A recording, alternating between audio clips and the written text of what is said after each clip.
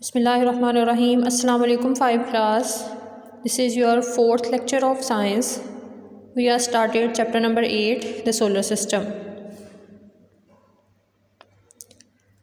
हमने solar system में planets के बारे में पढ़ा है, स्टार्स के बारे में पढ़ा है इस चैप्टर में। तो आज हम पेज नंबर बुक से आपका 96 है, उसकी रीडिंग करेंगे। ये इंटरेस्टिंग इन्फॉर्मेशन है प्लैनेट्स के बारे में। वीनस, मार्स, जुपिटर, सैटर्न, ये आपने प्लैनेट्स पीछे पढ़े हैं, ये उनके नेम्स हैं। Are the planets which can be seen without telescope. Venus, Mars, Jupiter और सैटर्न ऐसे प्लैनेट हैं जिनको टेलीस्कोप के बगैर देख सकते हैं। टेलीस्कोप एक जो है इलेक्ट्रिकल डिवाइस है, इलेक्ट्रॉनिक डिवाइस है, जिसकी मदद से जो है बहुत डिस्टेंट ऑब्जेक्ट जो होते हैं स्पेस के अंदर जो है चीज़ें, उनको हम देख सकते हैं। तो ये जो 4 प्लैनेट्स हैं इनको हम टेलीस्कोप की मदद से देख सकते हैं। Other planets are so far that we can not see them without telescope. बाकी प्लैनेट्स जो हैं वो बहुत दूर हैं, सो फार बहुत दूर हैं, इसकी वजह से इनको टेलीस्कोप की मदद से नहीं देखा जा सकता। ये आपके ऑब्जेक्टिव के पॉइंट ऑफ व्यू से आपने इसको याद करना है। नेक्स्ट है नेचुरल सैटेलाइट्स इन सोलर सिस्टम। सोलर सिस्टम के अंदर नेचुरल सैटेलाइट्स, कुदरती तौर पे जो सैटेलाइट्स होते हैं वो कौन से होते हैं? A satellite is an object that orbits a bigger mass. ये सैटेलाइट की डेफिनेशन है कि सैटेलाइट ऐसा ऑब्जेक्ट है जो अपने से बड़े ऑब्जेक्ट के गिर्द, बड़े मैस के गिर्द ऑर्बिट करता है, उसके गिर्द गर्दिश करता है। The moon is a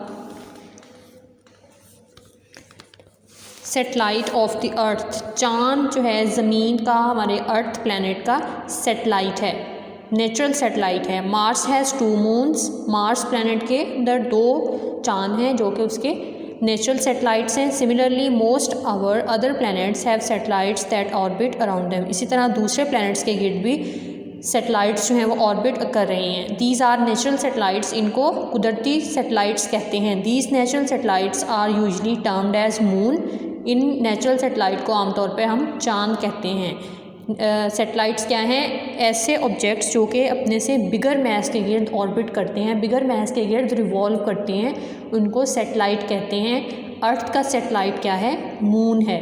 moon जो हैं, चांद जो हैं, वो किसी भी प्लैनेट के नेचुरल सैटेलाइट्स कहलाते हैं। नेक्स्ट आपकी ये भी इंफॉर्मेशन है। Scientist have launched several artificial satellites into the space for space research. साइंसदानों ने बहुत से आर्टिफिशियल सैटेलाइट्स, मसनूई सैटेलाइट्स जो हैं वो खला के अंदर भेजे हैं ताकि खला के बारे में रिसर्च कर सकें, वहाँ से मालूमात ले सकें। ये जो मून है ये नेचुरल सैटेलाइट है, कुदरती सैटेलाइट्स हैं, और साइंटिस्ट ने आर्टिफिशियल सैटेलाइट्स जो हैं खला में लॉन्च किए हैं। Artificial satellites are sent into the space with the help of rockets. Artificial satellites rocket की मदद से खला में भेजे जाते हैं। The first artificial satellite named as Sputnik 1 was launched into space by Russia on 4 अक्टूबर 1957। 4 अक्टूबर 1957 में सबसे पहला मसनूई सैटेलाइट जिसका नाम स्पुतनिक 1 है वो स्पेस में लॉन्च किया गया था। रशिया ने सबसे पहले इसे किया था। ये भी आपके ऑब्जेक्टिव के पॉइंट ऑफ व्यू से है, इसको भी आप लोगों ने याद करना है। Since then thousands of satellites have been launched into space for different purposes. उसके बाद अब तक जो है बहुत ज़्यादा काफ़ी सारे जो हैं वो थाउजेंड्स ऑफ सैटेलाइट्स आर्टिफिशियल के अंदर मुख्तलिफ मकासद के लिए लॉन्च किए गए हैं।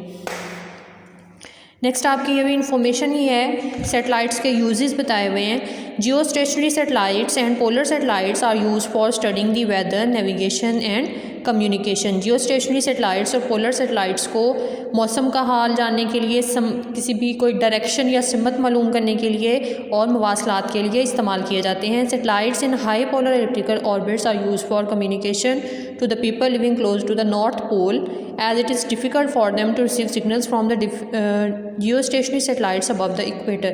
नॉर्थ पोल के करीब जो लोग रहते हैं वो जियो स्टेशनरी सैटेलाइट की मदद से उनको सिग्नल्स नहीं मिल सकते, उनके लिए मुश्किल होती है। तो वहाँ पे जो है सैटेलाइट्स जो हैं यूज़ किए जाते हैं मवासलात के लिए, कम्युनिकेशन के लिए, फ़ोन के सिग्नल्स के लिए। Low earth orbit satellites pass over the earth surface only a few 100 kilometres अप। लो अर्थ ऑर्बिट सैटेलाइट जो होते हैं वो ज़मीन से कुछ फ्यू हंड्रेड किलोमीटर्स, चंद के हज़ार किलोमीटर ऊपर ही ट्रैवल कर रहे होते हैं। They can be use to photograph the surface of the earth in detail.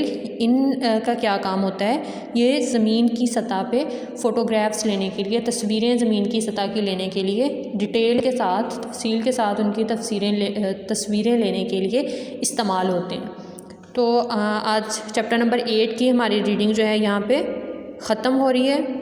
इंशाल्लाह नेक्स्ट लेक्चर में हम लोग इस चैप्टर के क्वेश्चंस करेंगे और साथ में एक्सरसाइज करेंगे।